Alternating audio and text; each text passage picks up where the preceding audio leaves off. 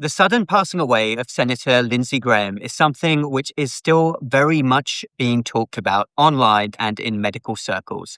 And we put out a podcast earlier this week where we went into detail about the circumstances as were known to us. And we did have some questions about the immediacy of the diagnosis, how quickly the report came out about him passing away from an aortic dissection. And what we are going to talk about here, because people did have questions, we want to talk about why this diagnosis is quite quick to make. The report was released in a rapid way. And also, we're going to circle back again to the risk factors because there's some very important learning points from this sudden passing away of Senator Lindsey Graham. And once again, I will stress this is not about politics. We are looking at this from the scientific point of view, and we would like to impart as much knowledge as possible onto you so that you're aware of this condition if it was ever to affect yourself or a loved one. So, Dr. Peter, first, let's talk about why they were able to say so quickly that he had passed away from an aortic dissection. Well, the aortic dissection, remember, the aorta, which is the main hose coming off the heart, is under such a high pressure system. And it's the aorta itself that is tearing. And it's actually not just the tear itself in the aorta, it's the amount of force, because remember, it's the first branch off the heart. So all the force of blood coming out of the heart goes into that wall and creates a tear that really goes all the way down and starts pinching off major blood vessels.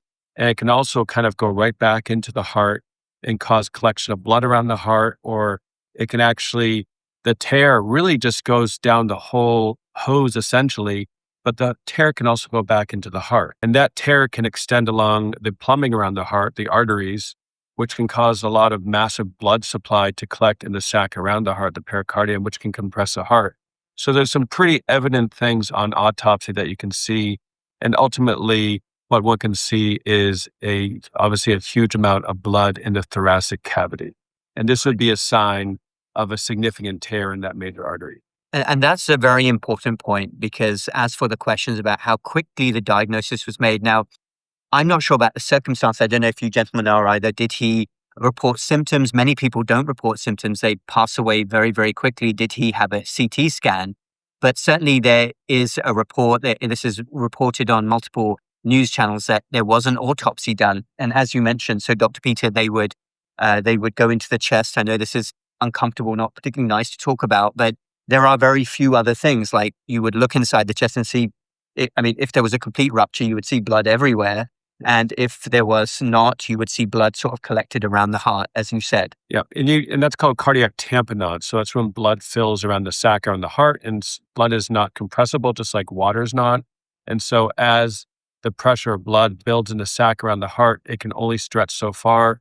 And what it does, it compresses the heart. So that'd be quite evident on an autopsy, being in a very enlarged sac around the heart, full of blood in the thoracic cavity, or seeing a significant tear in one of the arteries. The big epicardial arteries or arteries run around the heart. So those are three big signs that there's really few other things that would cause such a dramatic finding on autopsy. Yeah, so the pathologist would go in and say, yes, I know what this is, as opposed to something like a heart attack or a stroke, where it may take a bit longer well, sometimes to know the diagnosis. People can pass away from abnormal rhythms of the heart. And unless you were hooked up to a monitor at the time, you wouldn't be able to tell if it was a rhythm problem. But in this case, with an aortic dissection, it's usually quite evident. And that's probably how they're able to find the autopsy confirmation of what happened in this really unfortunate case. Yeah, exactly. And we did have a lot of comments as well from people. In fact, the volume of these surprised us about people who had experience with aortic dissection or aortic disease,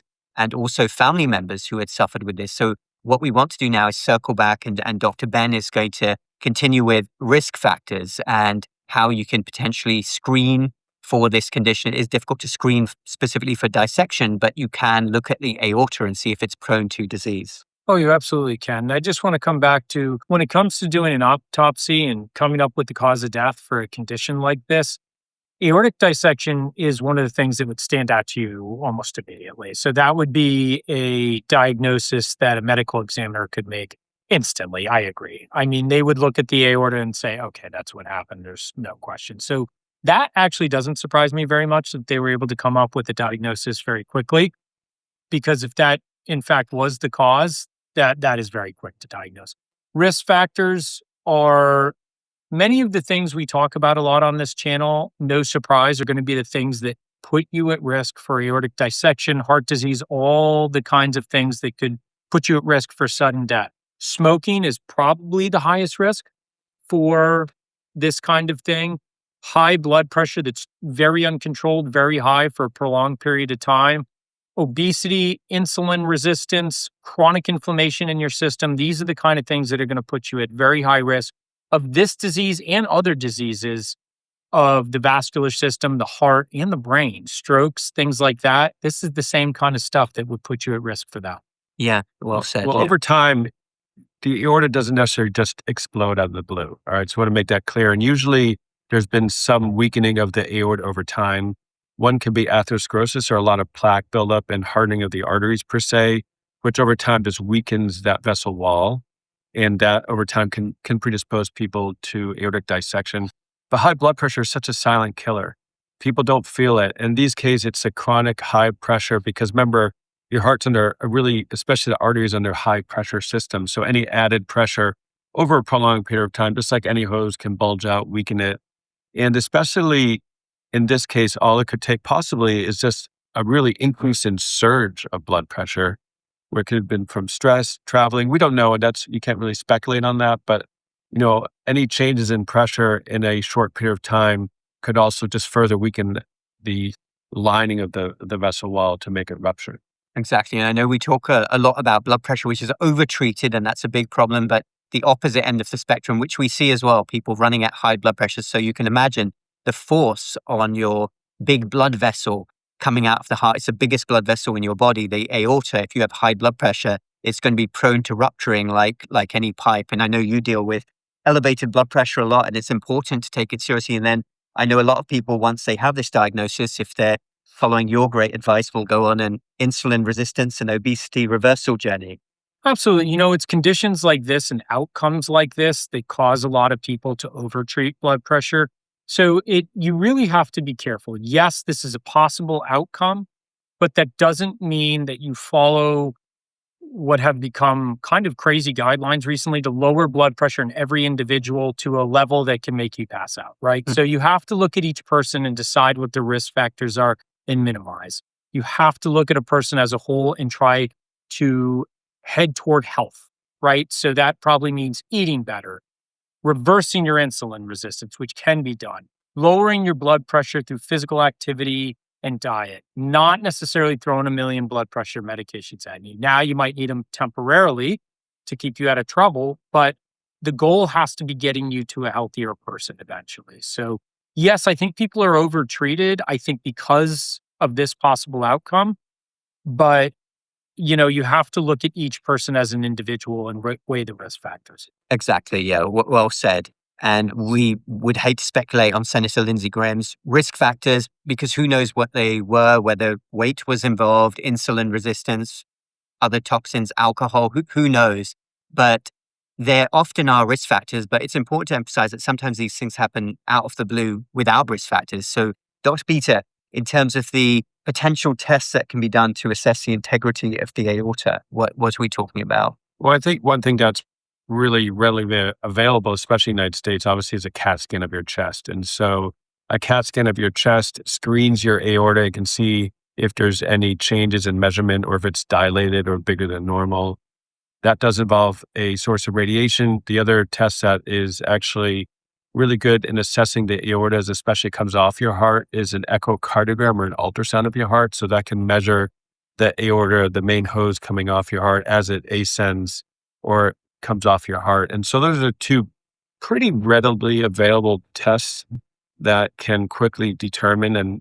And again, if you have a family history, if someone has an aneurysm, if you have uncontrolled high blood pressure, or I think blood pressure in general for a prolonged period of time, I'm a big advocate of an echocardiogram, an ultrasound of your heart. And because that is really looking at the pumping function. And remember, every time the heart pumps, that volume of blood is getting pumped into the aorta. So that hose over time can weaken. And so sometimes it can be just a little bit bigger than normal, not a true aneurysm. That's called ectasia, ECTASIA. That's a pre-aneurysm state that would just be a red flag. Well, we should just follow this every few years to make sure it doesn't get bigger.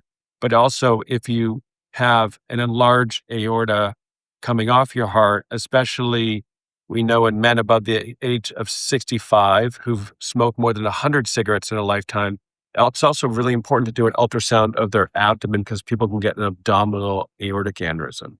And these are silent killers. There's been a lot of celebrities in the past. One that comes to my mind the most is John Ritter from Three's Company, which, I don't know if you know, but that was a very big TV series back in my day. Interesting. Yeah, so I haven't heard of that, but I do know of celebrities who passed away. There was actually a snooker player from the UK, John Virgo, who I think earlier this year tragically had an aorta which ruptured. So CT scan, echocardiogram, ultrasound test, very easy test to get. We are the last doctors to advocate for unnecessary testing, but it's just basically an ultrasound on the chest for a few seconds, and it can assess the integrity of the heart. And the amount of times that I have seen a report say, yes, the aorta is a bit bigger than usual, keep an eye on it. It's a really good idea to do so because with the heart, you don't take any chances. So thank you, everybody, for watching. We hope you found that helpful. Do feel free to leave a comment down below. We really enjoy hearing from you. Also check in the links down below for our natural health and wellbeing store, ohiwellness.com. If you're in the USA, North America, ohiwellness.co. If you're in the UK, Europe. Take care, everyone. Keep going on your health journey, and we will speak again very soon.